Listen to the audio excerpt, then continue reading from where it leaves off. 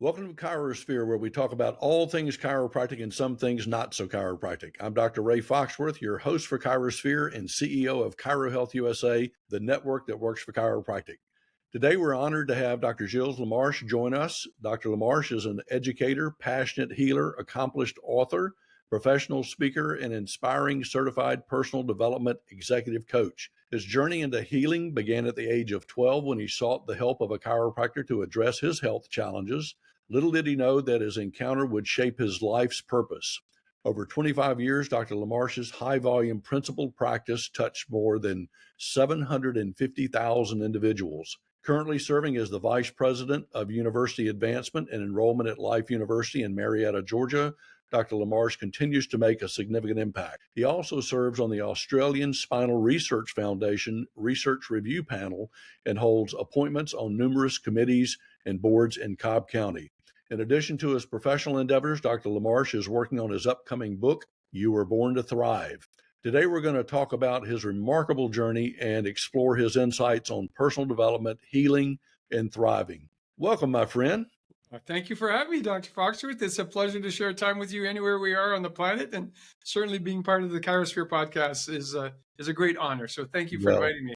I appreciate that. You know, what I'm enjoying about this is when I look over the years and the number of times that you and I have met, it's usually at conferences and conventions, and it's for 5 minutes, maybe 10 minutes. And I've never really had an opportunity to really dig in deep and to get to know you better. So I'm really looking forward to this. Except once at dinner, when you invited me for dinner, I think in Las Vegas, years that and years is true. ago. That was our first deep connection. Yeah, that was an amazing restaurant, and I'll tell you what really impresses me to this day about that. It was Frisco's, yes, steakhouse. When they brought our food out, everybody, I mean, there's like 20 people in the room.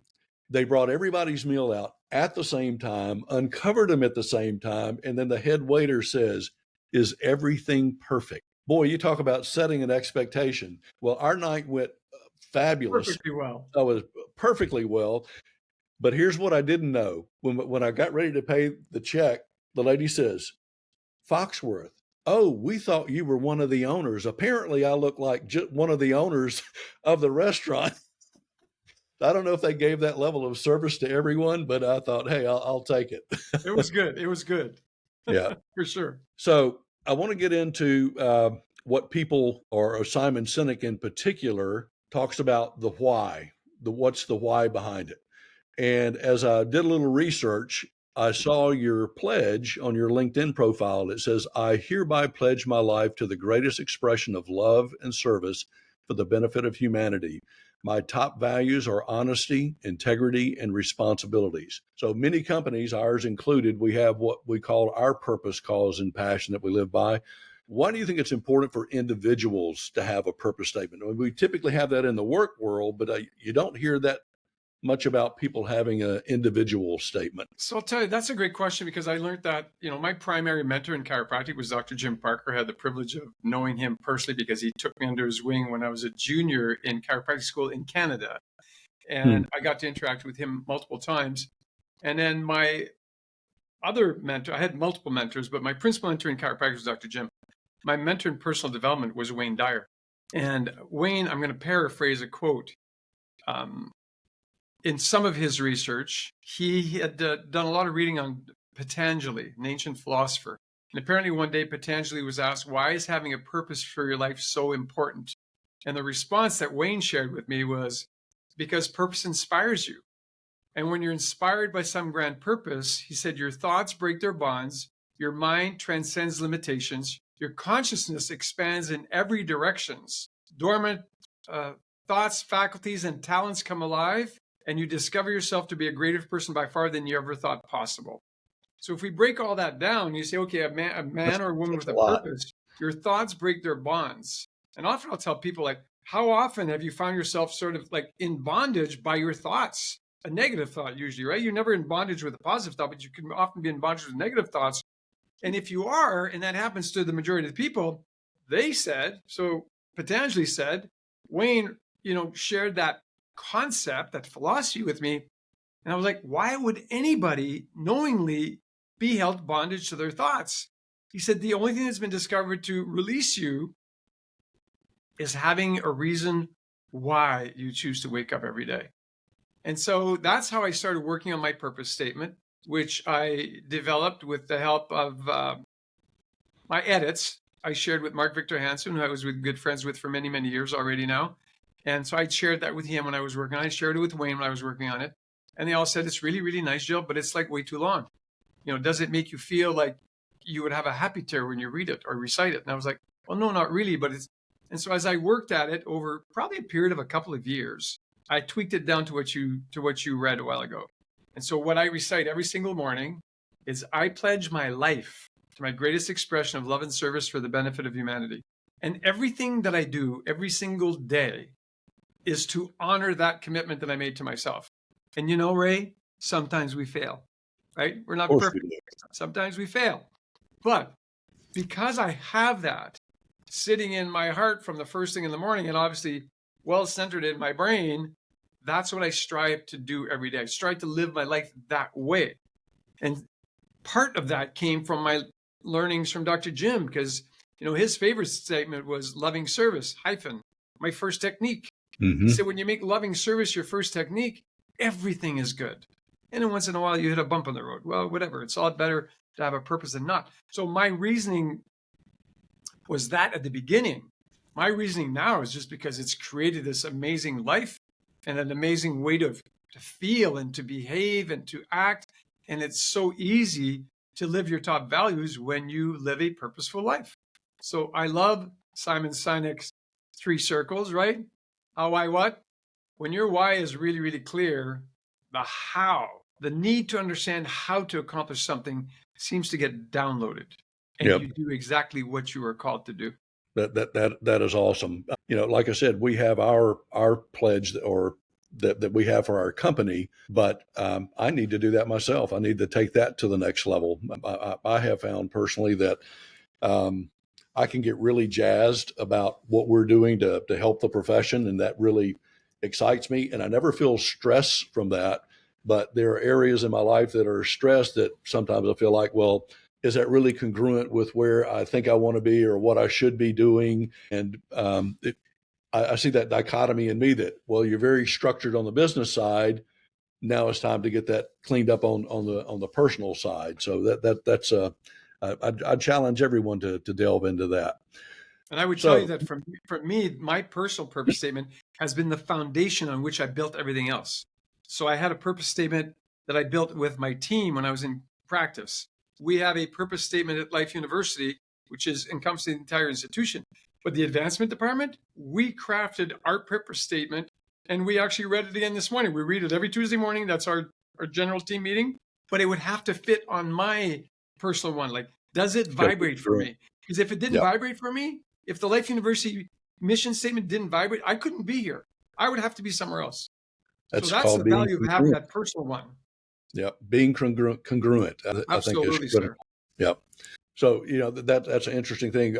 In our company, we use what's called the EOS system, the Entrepreneurial Operating System, which is based on a book by Gino Wickman called Traction, and it is our purpose, cause, and passion.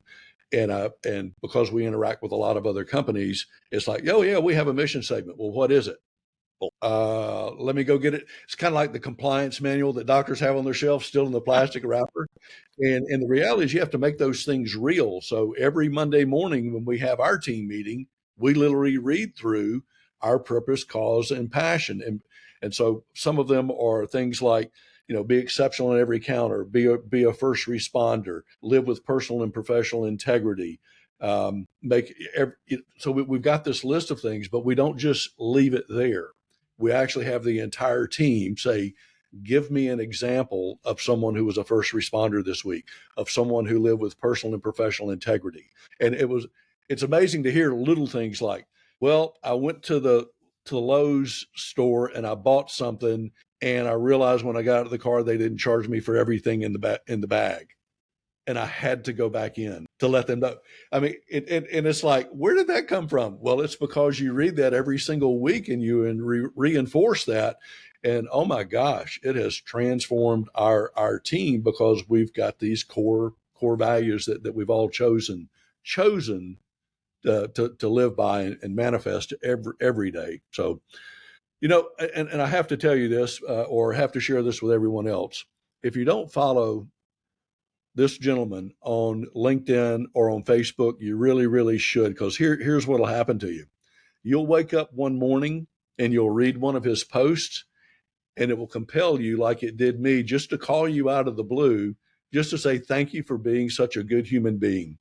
I don't know if you remember that or not, but it was like, it's like I have to call him. I really felt compelled to do that. So that's part of the reason why I'm looking forward to the rest of this conversation. So you had a high volume principal practice with over 750,000 office visits over 25 years. What are some of the key lessons you learned from that extensive experience in patient care? I would tell you that following the statement that I quoted from Dr. Jim Parker was the most important statement I probably have ever heard in my life. Loving service, my first technique. And I had so much fun in practice. I had so much joy in practice. And the results that the outcomes the patients had were so extraordinary beyond what I ever even thought chiropractic could offer people. And so I guess the lesson for me was live a principled life based on integrity and honesty. Take care of everybody that way, as if they were your mother, father, brother, sister, child, or spouse, and just experience the joy of being who you are. And so there was even though we had structure, of course, you have to have a corporate structure, you have to have a business structure for the entire team to function well together. But anybody that ever came to my practice, including anybody that, was part of my team, will tell you that we were busy, but there was a loving sense of ease in the practice. And I focused on one thing. Maybe that's the lesson for some, but my focus was on, analyzing or detecting, analyzing, and correcting subluxation. That's what I did. And if patients had other issues that were outside of that, I would refer them to different healthcare partners that I was willing to work with in my community. And so I didn't diversify myself, right? I focused on what I knew I was really, really good at, that I loved to do. And I learned to delegate, I think would be the second most important. Because to have that level of volume and still have a life, you better have an ability to delegate. I mean, I never wrote a check in my life, in my practice. I had somebody who took care of all that stuff. I had my team took care of everything. They told me when to show up. And when I walked into a room and there was no patient there, I knew I was done. Didn't matter the time. I knew I was done for the morning, or I was done for the day. And I would say, what time do I need to be back? And they would tell me. And I literally trusted them. Why? Because I made sure right out of the gate that the first team member I had was very, very well trained. When we hired a second team member, we hired that second team member together, myself and my first chiropractic assistant. When we hired a third team member, we did it. 3 of us hired a fourth. When we hired a fifth, 4 of us hired the fifth. And so I created this team that understood why they were there. They understood the mission and the vision and the purpose of our practice. And because of it, it's almost like, I can't say it ran itself, as you well know. You're a CEO of a big company. You still have to have some level of input. But I had very, very rarely did I have to bring input other than in conversation at our weekly team meetings. Yep. And never did I direct anybody. We created a culture of service based on what I learned from my mentor, Dr. Jim Parker, and it seemed like everybody flowed. Never fired an individual on my team. Over the years, I had 2 leave. One, because her and her husband decided they wanted to have children, and he wanted her to stay at home, so she left. The other one, she had been with me for probably 5 or 6 years, and one day I pulled her over. I was like, for some reason, last few weeks, you don't look like happy, and everybody here is happy. Anything I can do to help? She says, Dr. LaMarche, my entire life I've wanted to be a school teacher, and I'm thinking it might be time for me to go and become a school teacher. I said, that's awesome, Lynn. What can I do to help? Her entire physiology changed, and we literally, I guided her, introduced her to the right people so she could go and become a school teacher. 2 people, my entire career. That is amazing. Culture. I've shared this a number of times, but I can remember years over the years going to state conventions and hearing doctors talk about, well, I fired 3 CAs this last quarter, and I'm going like, idiot.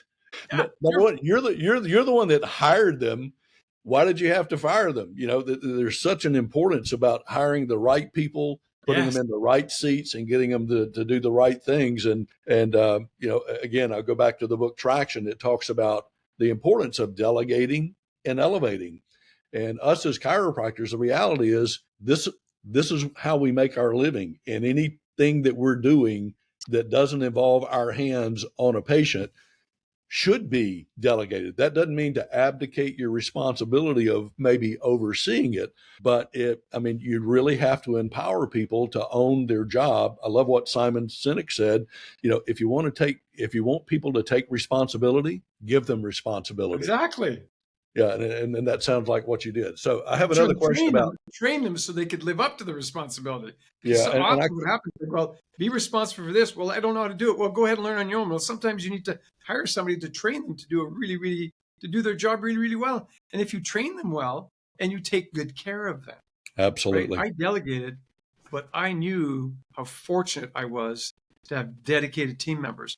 Like my team members at Life University, Dr. Foxworth, absolutely amazing human beings. And it's a cool example today. We've had a very, very busy few weeks. We hosted Life Vision in Canada and Montreal. We came back to this big Life Leadership Weekend last week. I mean, been a crazy 3 or 4 weeks for all of us.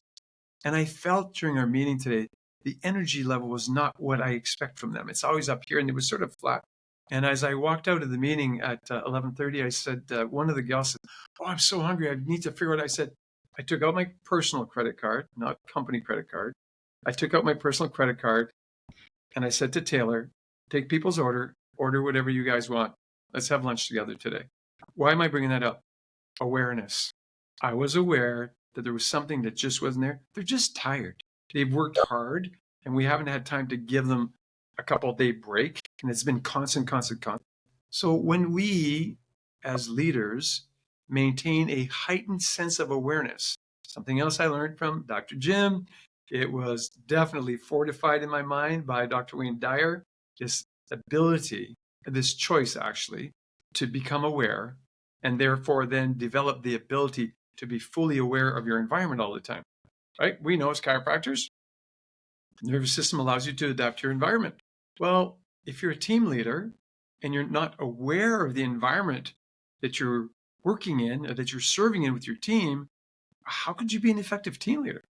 So to develop that heightened sense of awareness and notice it, and when you notice it, to take a step forward to bring that level of energy back up. You got to read the room. Got to read the room. No Absolutely. doubt about it.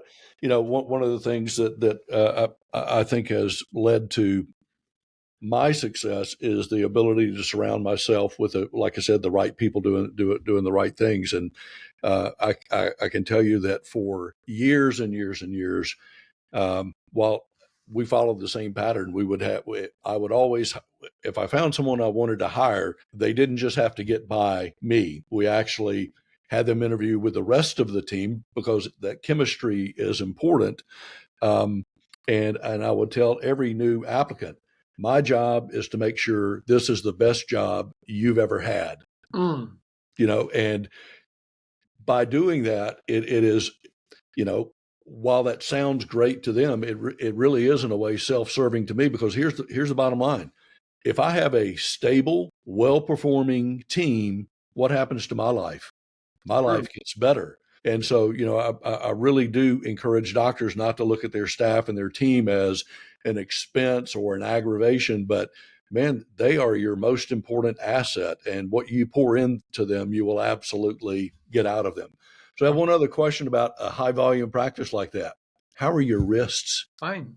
They're good to go, huh? Tell you what, I did my best to stay in good shape through all of that.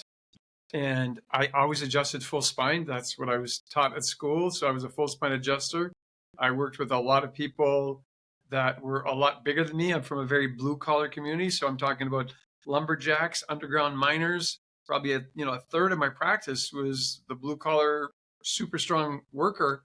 But what I did is that I trained every single day. Now, what does that mean? You say, well, if you're in practice, you're adjusting people, that should be part of your training. No, no, no, no. My training would start way before the first patient, at least 30 minutes before the patient showed up. The first patient in the morning showed up.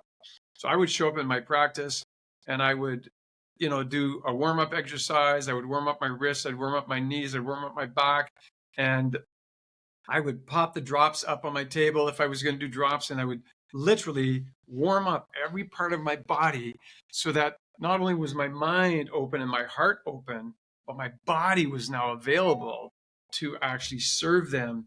And I never went in cold. I tell young chiropractors, the worst thing you could do for yourself and for your patient is you have an 8 a.m. patient and you show up at 7:59 and 59 seconds and you go right into adjusting right away and you've done nothing to prepare. So I was up at least 2 hours before every single first patient interaction of the day.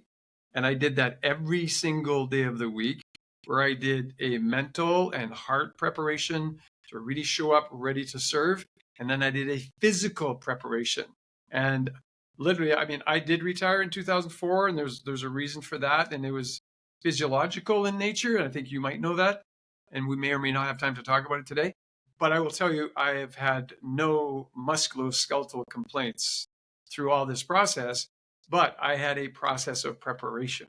That's really interesting. And I'm sitting here at 67 years old. My mom and dad were both chiropractors, and I've never heard anybody talk about prepping for your day. And the reality is, what we do is very physical.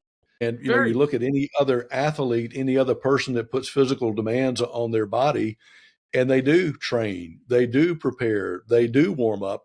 But there's also those docs that slide into their to their parking spot sideways because they're running late. They're late for the very first patient of the day, and they just go in and boom, boom, boom. And no wonder. If we were talking to patients who worked at a very physically demanding job, we would talk to them about the importance of ergonomics, the importance of warming up, getting your muscles warm. But yet here we are as practitioners, and it's like, I'll just show up and start adjusting. That's some wonderful insight. I learned that from a mentor, I think during the first or second week of chiropractic college. Awesome. The Had a good importance of instructor, no taking doubt. care of you so you could take care of other people. His name was Yep. Dr. Joe Bunyan. And at the time, I thought he was an old fogey. He was probably in his early 60s, younger than you and I today. Yeah, that's wild. All right, we're going to take a break for about 30 seconds to hear from our sponsors, and we'll be right back with you. All right, so as president of University Advancement and Enrollment at Life University, what are your main goals and initiatives for advancing the field of chiropractic education? So I'm actually the vice president of University Oh, I'm Advancement.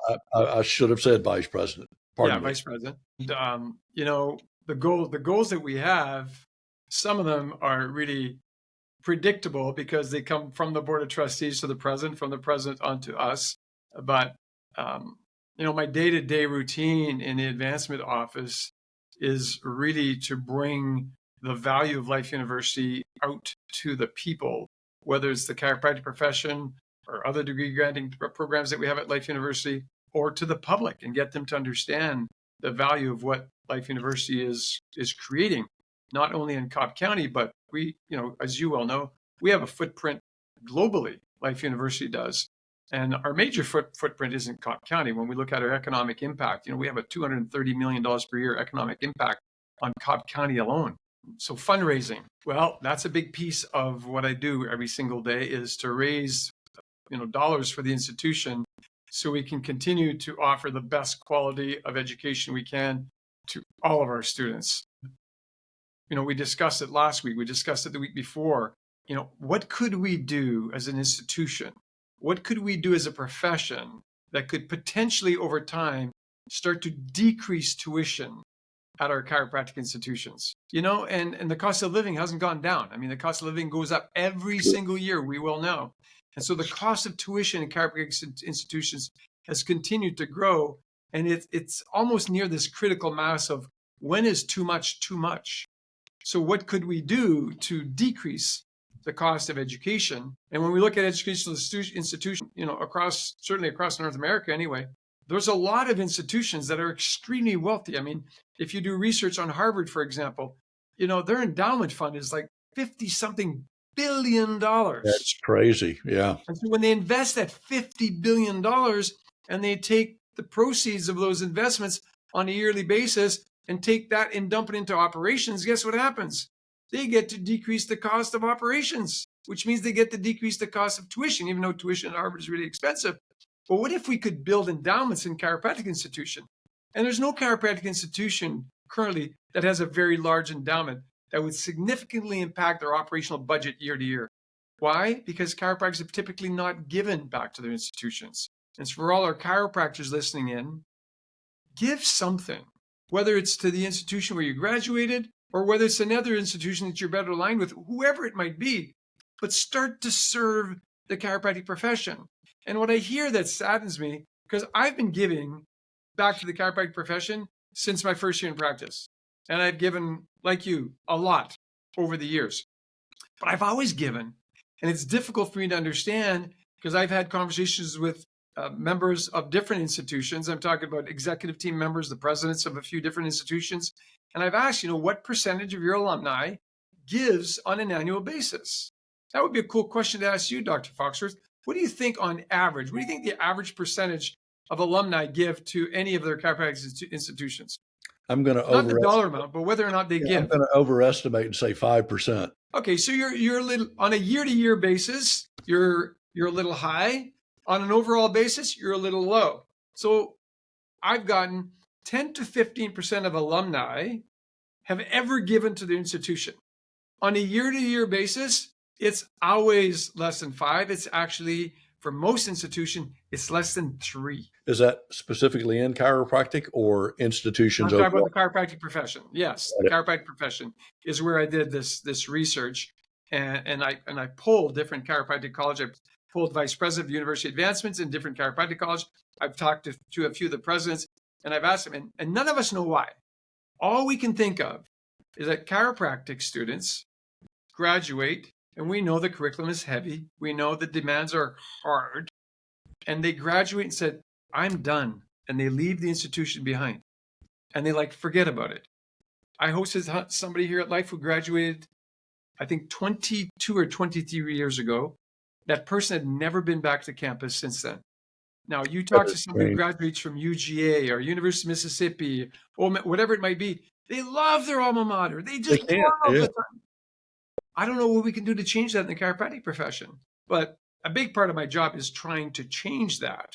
Because the more funds we can raise in university advancement, the more we could actually impact students' lives and make the education that they get, even higher. And again, what if we could build endowments so that we get to the point where we start not only capping tuition, but we actually start reducing tuition and helping our young start off in a better position than with $200,000 or $250,000 of debt. Yeah, we share a frustration, and that is in getting engagement from doctors that have graduated, and they go out, they'll have a successful practice, and I know the ability is there to give. Certainly for some, it's a challenge, but no one can do everything, but everyone can do something. Just do something. I don't care if it's $1 down and $1 a week, but I truly believe that you will get out of this profession in direct proportion what you put into it.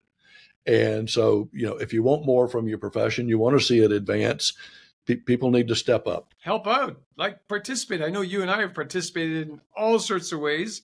And like I said, financially, I've donated since my first year in practice and continue to do so. And that's, I graduated 45 years ago and I actually retired from practice in 2004. And I still contribute at a high amount every single year. No doubt. But I love our profession. I love chiropractic. I love the impact we have on humanity. And I know the impact we're having on humanity now is small compared to what it could be. That's the key. And I always go back to that. I can't remember who said that once, but said, I always remember that a tide rises all boats. Mm-hmm. I thought, oh gosh, that's such a beautiful picture in my mind. So that if we all contribute, the tide will rise even more. Everything gets better. But even if just you and I contribute, the tide still rises for those who don't. Yeah, what if we all did? It'd be a different story. Yep. So as you know, historically, most all of our institutions were begun by individuals or families like the Palmers, the Clevelands, Sid Williams, and Life. And recently, we've begun to see the emergence of business entities such as Kaiser and some universities offering chiropractic degrees. Just curious what you see as the pros and cons to this trend. It is an interesting trend. And in the past, as you well said, chiropractic institutions were started with people that had a passion to bring the chiropractic message to communities. And they didn't do it to make money. They did it because they had this passion to share the message and increase the size of the profession so we could have a better impact on humanity. And so sometimes when I look at those who are commercializing it, because they are for profit, the majority of other institutions are nonprofit. Certainly Life University is nonprofit. I think Palmer's nonprofit, Parker's nonprofit, Logan, Cleveland. I mean, they're all nonprofit organizations. And now we're getting organizations popping in that are for profit. And I have not, I would say I'm not credentialed enough because I didn't really look at the quality of their curriculum. However, we know that they all need to get CC accreditation. So I have to assume that their curriculum is going to be as robust as the curriculum is here at Life University. I just question the reason why they're doing it. And then on the other hand, I go, well, the reason why they're doing it is because the demand for chiropractic services out in the communities is increasing. And if the demand increases at the rate that we believe it's increasing, we are not producing enough chiropractors to meet that demand. So we need others to do it, if that is the case. But all of that is, data that has not yet been gathered. What I'm saying is more anecdotal than data driven, but Yeah, we are starting to accumulate data to see what that could look like. Right now, we don't have enough data to say, is it valuable, or are they really competing with the other institutions? Or got is it. it because we just have a greater demand that we can't fill, and therefore we need others to actually join us on this I was going to say on a venture. For us, it's not really a venture. It's It's a really a journey. mission. It's Yeah, a mission. yeah. I was reading probably 6 months ago some data from the Bureau of Labor Statistics, and it talked about chiropractic is going to experience about 11% growth over the next 10 years. And it was talking about that there are not enough chiropractors. And interestingly enough, chiropractic was one of the highest rated professions that was going to expand. And again, I think it's because people are beginning to get the message, they're beginning to understand. And I think there's this thing that happens when you get close to reaching critical mass. I can remember in our state we had less than 300 chiropractors. In Oklahoma they had maybe 3,000. And when you ask someone in Mississippi, who's your chiropractor, they look at you like, oh, you see a chiropractor? But yet you go to Oklahoma and you say, do you see a chiropractor? They say, oh, yeah, everybody saw a chiropractor there. And so the reality is, the more of us there are, the more people will begin to utilize and take advantage of chiropractic. And I don't buy into this mindset that there's a finite number of chiropractic patients. There's more than enough chiropractic patients. The problem is there's just too many people that don't know what we can do to help them. So Exactly. There's no lack of new patients out there. That's for darn no, sure. no, no. If we educate the masses, if everybody understood the value of chiropractic for their lives like you and I do, we definitely don't have enough chiropractors, right? I mean, Yep, we'd need 10 times more chiropractors than we have now if everybody understood what you and I know. Because if yep. they knew what you know, they would do what you do, I've heard that before. right? So do you see more chiropractic colleges coming online, an expansion of the existing schools, or do you think we'll start to see some consolidation of existing schools? You know what? That's a good question. And I've actually have not given that any thought at this point in time. The potential of expansion, we're starting to see it, a new school here, a new school here, a new school in Kentucky, a new school that's happening at the University of Pennsylvania, the Kaiser model of education. But then at the same time, we know that there are two schools on the West Coast. One is closed down and one is currently in a teach out. So, how does that play out? It's a very difficult situation to predict. Yeah, But I know that when I started in chiropractic, my chiropractor had said, there's never been a better time in history to become a chiropractor. And I believe that. And I experienced it. I mean, I had a fantastic, fantastic career. I heard that in the 80s and 90s and 2000s and 10s and 2000. Now, there's never been a better time. And I the keep reason saying it's that. different than when you and I became chiropractors is because there are more people out there that are ready for the chiropractic message than there were when you and I graduated from school on a percentage basis. More Yep, people are open to this possibility of having a chiropractor. And as you say so well, certainly here in Marietta, you never say, do you go to a chiropractor? You say, who's your chiropractor? And right. almost everybody has a chiropractor. And I think you'll find that in other cities. For example, with Parker in Dallas, there's a lot of chiropractors that just choose to stay there. They develop their life there as a student. They love it. And there's more chiropractors. Therefore, there's more people seeing chiropractors. And I would assume that's the same thing, at Logan and Cleveland, et cetera, because there's concentrated areas where there's more chiropractors, therefore more people understand the vision and mission that we have. Yep, I agree. So you're also involved with the Australian Spinal Research Foundation Research Review Panel. Tell me a little bit about the work you do with that organization. So obviously that's a volunteer position I've had for a number of years. I supported the Australian Spinal Research Foundation financially for decades, ever since I knew the work that they did. And they're not a very large foundation, but a number of years ago, well, certainly over more than a decade ago, they asked me if I would be a member of their review panel. So we review applications for funding as sort of the first level of review. And then we give our opinions. There's a group of us, of course, but we do that individually. And individually submit our opinions as to who we believe should get funding, why they should get funding, are they aligned with the particular mission of the organization, are they aligned with the direction that we're taking during this particular calendar year or during this period. And it's something I do once a year. I spend a few hours sitting at my desk here at Life University on my computer, and I review expressions of interest and those that I deem to be in line with the mission. We rate those and we send them back, and they collate the information from everybody on the panel.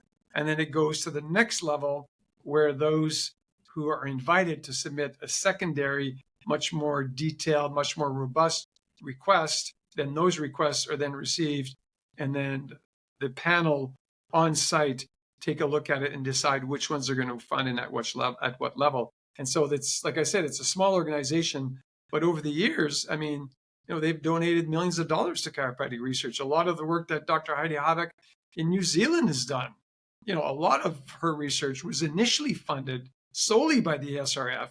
Of course, she has a much bigger team now. She needs a lot more resources, a lot more finances. And so there's an outreach for funding all over the place. And, they continue to do a great, great job for chiropractors. That's awesome. So your upcoming book, You Were Born to Thrive, that sounds intriguing. What inspired you to write the book, and what are some of the key messages that you hope readers will take away from it? Well, it's We'll interesting. get a preview. It's interesting because the first draft is already finished.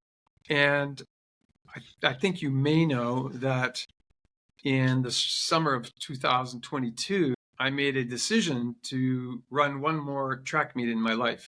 And so I started training, and my goal was to run one more track meet. I had, a message from God on that Sunday morning to come to the track at Lake University. I said to my wife, I'm going to the track. She said, why? She looked at me all weird, like, why are you going to the track? I was like, I don't know. I've just been told I need to go to the track. And she said, okay. So I came to the track, just dressed, just a normal pair of shorts and a t-shirt. It was July. It was a beautiful, warm morning. And I came to our track and I walked around, and the feeling that I got, the emotion that bubbled really up from the core of my being was, oh my gosh, I remember how much I loved being on the track as a high school student and a college student. Why did I ever give this up? And then my brain went, well, of course, you had chiropractic college, you had practice, you built a practice, you raised a family, you were too busy. And I, wasn't doing anything on that track level. So I decided to so I went home and I said to my wife, I'm going to train. I want to run one more track meet competitively. I'm going to join the Masters organization. So I went online, I joined the U.S. Track and Field Association, Masters Division, and I started looking at what I could do. And she said, so how are you going to train? So I had this training schedule in my head. I'm going to do this, and this is what I'm going to do every single week. And one of this was I was going to train at least one day on a weekend, Saturday or Sunday. I would do some things in the week, but on Saturday or Sunday, I would train one of those 2 days as well. And so the first week I did exactly what I said I would do. The second week I did exactly as I said I would do. And the third week I did exactly what I said I would do in the first half of the week. And then we had this big life leadership weekend that we have at Life University for prospective students 4 times a year. And so we had that weekend that I was in charge of. And I woke up on, and of course, Saturday I didn't have time to train. On Sunday, I woke up and I was just really, really tired. And around 11 o'clock, my wife said, did you train yesterday? I said, no. She said, oh, so you're going to go to the track today? I was like, no, I'm too tired. You know, I had a hard week. It's just busy. And she looked at me and she said, and she nodded and she said, you will be so disappointed in yourself tonight. It's like, God darn it, right? She's right. Because if I make a commitment, I live up to my commitments to everybody else, but I should live up to my own commitments to myself. And I said to her, you're right. And so I went upstairs and I changed, put on my shorts and my running shoes, and I came to the track and I trained. And that day, I met a gentleman who became my first coach, who I would have never met because he comes on the track at Life University between 11 and 1 on Sundays. He's a former 400-meter Olympian from Jamaica. He is a professional coach in the Atlanta area. So I hired him for my coach. And so I started training. My goal was to run one meet in the summer season of 2023, last year. By December, he says to me, Doc, you're ready to start competing. Like, you really should consider competing in the indoor season. So I was like, well, I don't know. He said, no, really, like, you're ready, go compete. So I got home, I looked at the USATF website, and there happened to be the Southeast region competition in February. So I paid my $45. I booked my flight. I booked my hotel room. And I went up to Norfolk, Virginia to run in this indoor meet. Now, I've run in a lot of meets in my life, but I'd never run an indoor meet. I'm from Northern Canada. We didn't have any indoor facilities like that. So I just ran, summer track, spring and summer track. So I run in this meet, which is the Southeast Regions Championship for the U.S. Track and Field Association Masters Division. The first meet in 50 years for me. Wow. And I won. And it was like taking a bite of a sweet apple, Dr. Foxworth. I was just like, oh my gosh, this was a blast. I had so much fun. Like, I want to do more of this. And so it qualified me for the national that was being held a couple weeks later in Louisville, Kentucky. Went to this beautiful, beautiful, brand spanking new venue there. And I competed in the nationals in the 400 meters and unofficially won because the guy who was second was at least 3 strides behind me, but officially got disqualified because I stepped on the white line in the first corner twice. It was a really banked track. I didn't cross into the other lane, but I stepped on the line, so they disqualified me. But my time allowed me to go to the World Championship 3 weeks later in Poland. So I went from not having competed in 50 years to running the Southeast region in mid-February, the Nationals at the end of February, and mid-March, I was in Poland running in the World Championship. Wow. And I did not medal at the World Championship, but I got some great experience. And I continued to run through the spring and summer of 2023. And my coach then started having me run the 200 and the 400. And I won every single race that I ran in 2023. Wow. So that impetus, that willingness allowed me to make a discovery in the process. I said, so my thought was I want to run one meet. Why did I want to do that? Personal fulfillment. After I won, I was like, why do I want to do it? Personal fulfillment. By the third time, all of a sudden I had this epiphany. After I came back from the World Championship, at the World Championships in Poland, they said the next World Championship indoors is in 2025. It's going to be in the United States for the first time in the history of these games. It's going to be in Gainesville, Florida. And then everything changed for me. The reason I'm doing it is because 2025 will be the 20th anniversary of when I was supposed to be dead, according to the medical profession. Right? I was diagnosed with a terminal condition in 2003. I retired in 2004, went home to do my final preparations to transition because I wasn't willing to succumb to a double lung and heart transplant, which is what was suggested for me. And I was like, if that's God's plan for my life, I am done. I'm okay. I've had a great life. I will transition with joy. And this is it. And then that was on the 14th of April when I retired. On the 15th of May, I awakened and I had all these crazy thoughts in my head, like you're an idiot. You've been teaching this chiropractic paradigm of health and healing for 25 years. There must be something seriously wrong with your spine and nervous system. You'd say, what a loser, right? But the next thought was, well, how could I be? I get checked by a chiropractor every week or two. The third thought, never by the same chiropractor. Friends, go out for lunch with you this week. Say, hey, Ray, do you want to come to my office, or we can go to your office? I can check you, you can check me. And so here I was getting checked by my friends, never made an appointment, never had an examination. Nobody kept records of what my quality of my spine, function, and nervous system. And so my practice members were getting high level quality care, and I was getting substandard care through no fault of anyone other than me. And so often in a chiropractic audience, when I'm speaking, I'll ask that question of chiropractors, and I'll say, show of hands, how many of you are under regular chiropractic care? Every hand goes up because they all believe they're under regular chiropractic care like I did. Then I'll say, keep your hand up. I'm going to ask you multiple questions. The minute I ask you a question where the answer is no, then drop your hand down.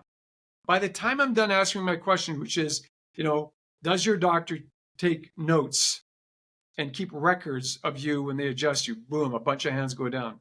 Does your doctor do regular reevaluations at the same interval that they do for their own practice members, for their own patients?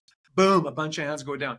By the time I'm done, in a crowd of even 500 chiropractors, there's less than 10 that have their hands up who are receiving high quality care at the level that they deliver themselves in their own office. That's amazing. And They're basically getting drive-by chiropractic. Exactly. We are receiving substandard care through no fault of anyone other than ourselves, which is what happened to me. Well, when all that noise died down in my head, I called my former AFROS manager. I made an appointment, went in as a new patient. And what they discovered, to keep this short, was I was seriously subluxated from C7 to T4. I had no musculoskeletal complaint whatsoever, but I was dying. My body had adapted to that back pressure, and it caused my heart to expand to 2.5 times its normal size. So I had cardiomegaly measured at 2.5. For the nerds here, my pulmonary pressure was 57 millimeters mercury of pressure. Normal is 15, which means my lungs were pushing 4 times harder into my heart than what my heart was supposed to be able to pump. The body, in its own wisdom and its ability to adapt to this back pressure, caused my heart to grow. My symptoms started when there was no more room in my chest for my heart to grow any bigger. Within the first 3 months of regular chiropractic care, getting adjusted 5 days a week, by the way, by the end of August, my pulmonary pressure dropped from 67 to 27. Within 1 year, my pulmonary pressure was normal. Within 2 years, I no longer had cardiomegaly. And so the reason why I get out of bed in the morning and go and train, even when it's cold for us in Georgia, 23, 24 degrees in December, January, that was cold to train at 5:30 in the morning. But I was doing it anyway. But the reason why I'm doing it now is way beyond why I started. So I believe that the thought flash, which I call a God flash, BJ used to call that a thought flash. The God flash I had in July of 2022 was to get me to this point of understanding that I was given a really good second opportunity to live life full out in 2004. My job is to give that opportunity to whatever, hundreds of thousands or millions or billions of people if I can. And I believe that when I medal at the World Championship in 2025, and you heard me say when I medal, I used to say if I medal, I want to speak when I medal, I believe it becomes a newsworthy story for the chiropractic profession. This is not a Gilles story, but Gilles is able to do that because of regular chiropractic care starting in May. Actually started on the 16th of May in 2004 was when I started regular, high quality chiropractic care. And I'd love to be able to tell that story on behalf of the chiropractic profession. Well, I look forward to it, and I look forward to seeing your medal, because it is your medal. So I've got a couple of just for fun questions. Who's your hero and why? My mom. My mom was the most courageous person I ever met. She lost her mom at the age of 6. Her sister was 4. Their mother was 33 years old and died of tuberculosis. They were both legally blind, my mother and her sister, from birth. And my mother, when she died at age 84, had suffered so many setbacks. She went from being 5'5" at 25 to being, under 5 feet because of severe rotary scoliosis. She was this little, tiny woman. So she suffered physically, she suffered emotionally. She didn't have sight like you and I do. And she raised 5 kids and just was just an amazing human being. And so she taught all of us, the power of perseverance and the power of courage. And I've had to persevere along the way. I mean, I come from a Truly. lower middle class family, way up north in Canada. I used to speak English with a really heavy French accent, so I had to work real hard to speak English okay. So yeah, my mom, by far probably the most important person in my life that guided me through all of this and helped me understand that I could. And I always had that I can attitude. My mother did not accept I can't do that. She would go, well, maybe you can't now. But what if you did this, this, and this? Do you think you could then? I was like, well, yeah. She So let's empowered start you. there. So she Yeah. always had a plan to actually, she was a great encourager. I mean, my mother, when I was running track in high school, and when there was some major meets, major track meets, I loved having a steak in the morning. So my mother would get up super early and she would cook me a steak and eggs to make sure I was well fed so I can go and, perform well for my high school, as an example. And so she always had that level of support, that level of guidance, and that level of encouragement. And so Well, it everybody sounds listening in, you don't know what encouragement does for people, but we should all be encouraging people every single day. Changed my like, life to have an encourager in my life. and I think that truly is one of the gifts that we have that we should give away more often is the gift of encouragement. It costs nothing. Yeah, it costs nothing. You don't realize sometimes what you may say to someone. You don't realize the impact that could have on them later. And with our team that we have, I've always been, I was fortunate to be raised by parents who never told me there was something that I couldn't do. And to see people not as they are, but as they can be. And, we've taken some people that, I use Christy as an example all the time. I hired Christy off of Craigslist at 9 o'clock on a Sunday night. She showed up Monday to work just to do nothing but process credit cards. That was it. And now here she Wow. There is now. 15 years later. She's larger than life and so involved in the profession. Just little things that you say to people along the way, you'll hear from them later on. You have no idea what this meant to me. And so give away that gift of encouragement. I got one other question for you. Yes, sir. What would you be doing if you weren't doing what you're doing today? What do you think? What if you didn't choose the chiropractic path? Where do you think you would have gone? Some would say this is a great question, and some may say this is a terrible question. No disrespect. It depends. It depends on the answer. You know what? I was called to be who I became, and I've never even given thought to that. I was born to be a chiropractor. When I discovered chiropractic at the age of 12, I knew right there I was born to be a chiropractor. I loved being in practice. My vision of my life was, in my early 90s, probably, at the office in the morning, adjusting a few people and going home and having a bowl of soup for lunch and having a little nap and not waking up. That was going to be my transition. I saw myself in practice that entire period of time because I loved it so much. And then all of a sudden I was provided with this challenge. And, in the Japanese challenge opportunity, the challenge was extremely challenging and was very, very difficult to walk through. And then in the challenge, I exited the challenge with another opportunity. And the first opportunity that showed up for me was I'd been a regular speaker at, chiropractic seminars for many, many years. Dr. Jim was my mentor. So I was speaking at Parker seminars, by my second year in practice. And I was asked if I would help go revive Parker seminars back in 2006. And I was like, perfect. I'm not doing anything right now. And I was fortunate because I was financially sound. So I could afford to retire, but I was 51 years old. And I've been, as I got well, I got pretty bored because I wanted to be doing something and I wanted to be contributing. And so off I went there for a 3-month volunteer position and stayed until 2012. And then Dr. Riekman, who was the president of Life University at the time, in 2013, in May of 2013, he reached out to me. He was like, dude, you're way too young to not be doing anything. You got so much to contribute. Why don't you come and work with me? And I'd never been to Georgia other than going through, ATL on a flight to go somewhere else. And I came to visit and I never left. That's so all. I believe that we have a path. I love to write. So initially when I retired, I thought I was just going to become a writer. until I got pulled into the chiropractic education sphere. And even though I'm not involved on the academic side of the institution, I'm involved, I run the postgrad department here, the alumni department, our life force tribe, of course, all of advancement. And as you know, I'm pretty well connected with people, and I love on people all day long. That's what I love to do.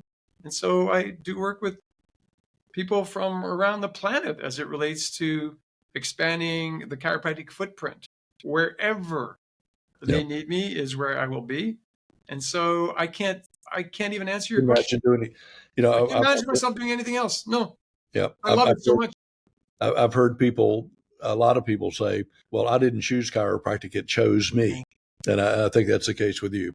Well, thanks so much for spending some time with us today. And thank you all for listening to the ChiroSphere podcast. Please subscribe and share the podcast with your friends, and let us know who you'd like to hear from in the future, and we'll try to get them on. If you want to learn more about Chiro Health USA and how we can help you develop a profitable discount strategy that will grow your practice, increase your income, and most important, your profitability, call us at 888-719-9990 or visit our website at CHUSA, that's CHUSA.com, to find out why Chiro Health USA is the network that works for chiropractic and you.